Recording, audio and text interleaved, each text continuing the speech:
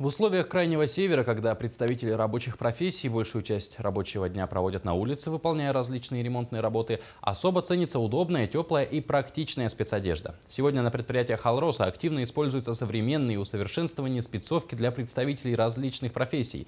В их числе и электрогазосварщики, которые уже успели оценить преимущества новой рабочей одежды. Раньше сотрудник 8-й фабрики, электрогазосварщик Андрей Ефимов, использовал в работе брезентовую спецодежду. В старой робе в условиях Крайнего Севера работать было не столь комфортно, как, например, в спецодежде от фирмы «Унион», которую сегодня электрогазосварщики уже активно применяют и успели оценить ее преимущества.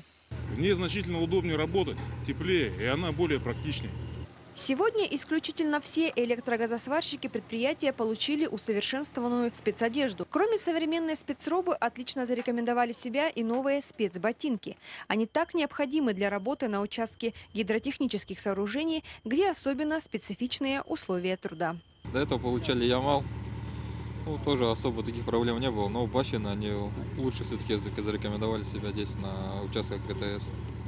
Потому что они еще не промокают, держат тепло и удерживают такие экстремальные условия. Сегодня на 8-й фабрике усовершенствованную спецодежду в работе используют не только электрогазосварщики, а также слесари, электромонтеры, технологи и другие.